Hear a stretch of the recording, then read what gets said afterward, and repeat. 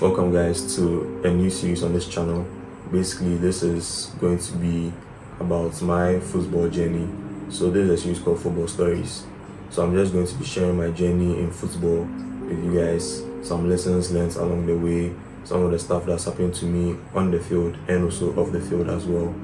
And this is just also to motivate you out there to just pursue your dreams, like play your sports the way you know how, whether it's football, basketball, volleyball, tennis, table tennis, swimming, whatever sports that you're actually in. So yeah, don't just look at it as this just being only football, but look at it as also fine. You can fill in the blanks wherever you might probably be hearing football and now say to yourself, okay fine, what if this was actually my sport that I'm playing? And this can actually help me probably overcome those little fears I may have, the self-doubt, and actually play well.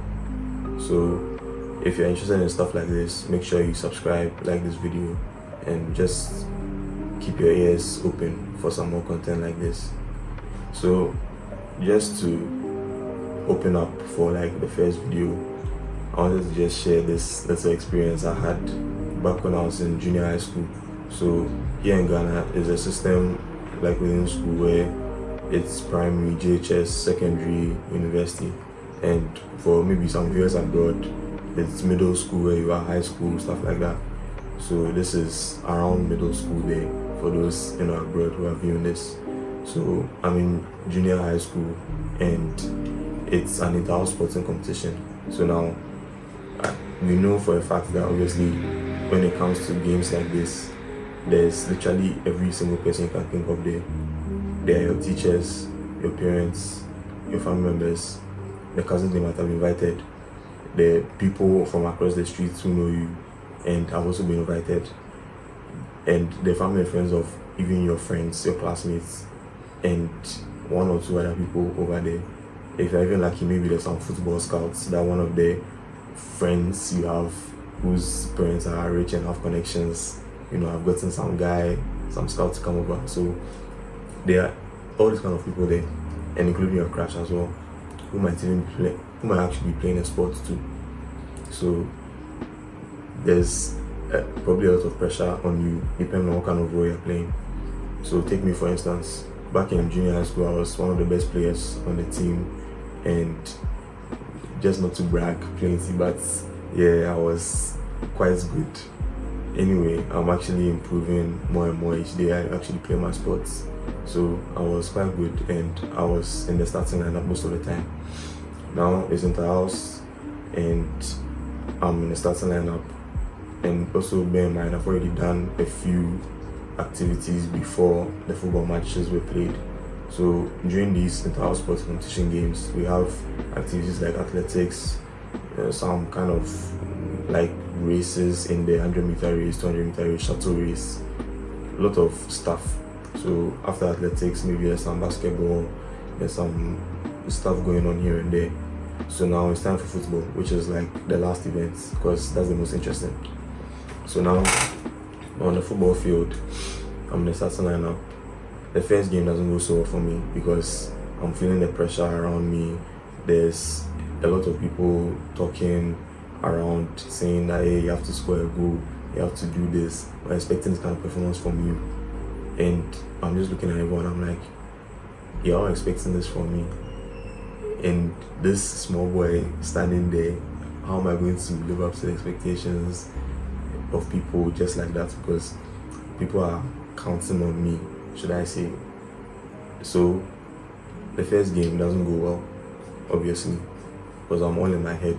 I'm just thinking that, okay, am I actually going to be able to prove everyone right? Am I going to be able to like stick to the name or stick to the idea of me that they have in their heads? So it's like I'm supposed to play this kind of game that someone like Ronaldo or Neymar would play back in their prime. It's not even as if they are playing a game that's when probably they are out of their prime and they are now getting there. They're expecting me to play a game like I'm actually in my prime, which is like the Ronaldo, Neymar era kind of prime. and there was no way that I was actually pulling that off. So the game like goes on. First half, second half, I'm not seeing anything like anywhere. I'm not seeing the ball. I'm not seeing what kind of game I'm playing.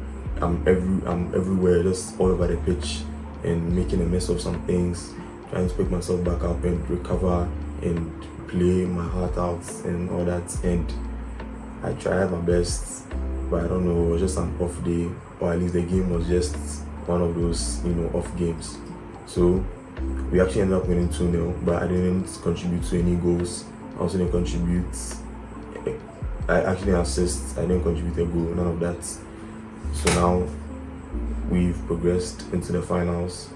It's the final game, and we have a chance. We're down by a goal. It's 2-1 against us, and in the final game, because I'm a left winger, so right now I'm actually transitioning from a left winger to a striker due to some recent games I've played.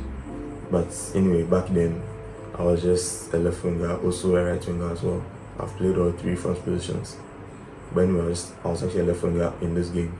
So in this game, being a left winger obviously is our pace, and I had lots and lots of pace, but I was already tired from what the athletics I had done. So now I had to recover from the first game I played to now play the second game, so that we'd actually win and take home the trophy. So I was very exhausted. It's not like I do some Premier League training 24/7 and I'm resting and eating and training like the Premier League players. I'm just waking up each and every day, probably doing 10 push-ups or something. Maybe I'll jog up the road, come back down, go to school, like stuff like that. So we have some few chances. We are trying our best to, make the most out of what we have. The defense of the opposition team is very strong. Now there's a play, I get the ball, I dribble past 2 or 3 players, I get to their box, at least outside their box, and as I'm trying to get in or at least get past someone, I play the ball, it hits a defender's leg, gets out for a corner. Now bear in mind, we've gone past the first half, the second half, and even extra time first half, and this is extra time second half. So basically after extra time second half, it's penalties, and if we don't get extra time second half right, we don't go to penalties and the opposition team wins. So now we have to get this right. So it's time for the corner, and literally without anyone saying anything to me, I was already going over for the ball. I heard my coach saying I should take the corner. I got the ball, I put it on the spot. I looked at the ref, I looked at my teammates. A lot of people were just in the box. You know how it is when you watch football, people are just crowded all around the box, and you have to look for at least one head to hit that ball into the back of the net. So for some reason, which up to this day I still don't know how I ever managed it, but instead of that kind of performance where when you're playing something random with your friends on the field and you miss a chance, then it's like, oh, okay, don't worry, and the next one, then you get the ball back. This wasn't that. This was literally do or die, like go hard or go home. You have this chance, use it now, or else that's it. So what do? I get the ball on the spot, I breathe in, I breathe out. I look and see some misalignment at the goal. Note, the goal isn't really aligned well, so the far post is kind of out a bit, and it's right out there for me to curve the ball into it. So being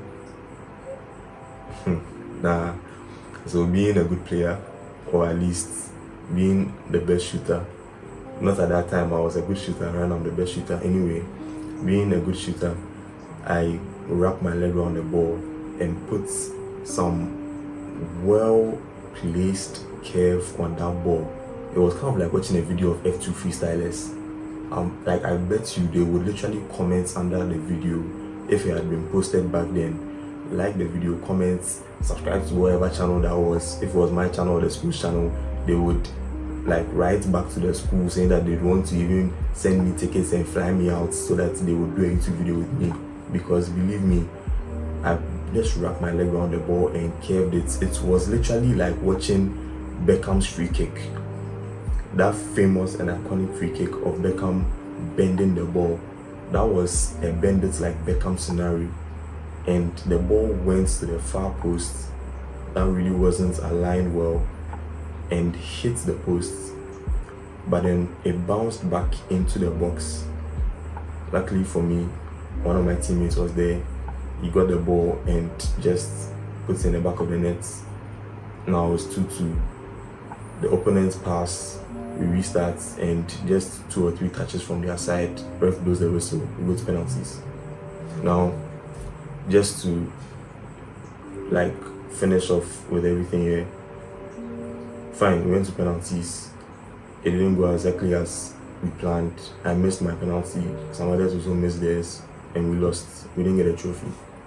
So, in a way, this is like a lesson where you could actually play your game and play to the points where you feel like, okay, I've actually had a very good performance. Or you could have a bad performance, have this kind of now resurrection or this turnaround where you actually put on a good performance and make an incredible play that saves your team and gets them to the penalties, where you can actually now decide it's one-on-one with the keeper.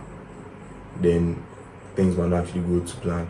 So all in all, just remember that it's your mindset, your own self-belief, and playing the game you know how.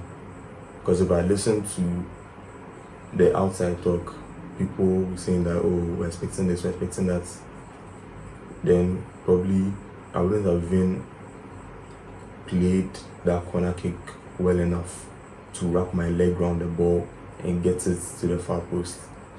And I would have even had my teammates there to assist that. So don't really listen to outside talk like that. If you have to listen to it, then just get some of it and use it as fuel to push you and just make you even a better player. Because from what I've learned, you can have a very good performance, but in the end, people will just talk about it for that day, and after that, you're back to square one, like you never even played football. And your next game, people are going to be talking, acting like they've never seen you play ball before. Sometimes you might have a bad performance and they'll be talking about it to your next game, and you can have a turnaround. So just a lesson I would like to pass on. Play the game you know how to play, and have fun while doing it as well. And no matter what it is you've done before a game or whenever, if you feel tired, just manage. I don't know how, but then try and play your heart out, because this is your sport, football, basketball, whatever it is, and you like the sport you're playing, so play it and play well.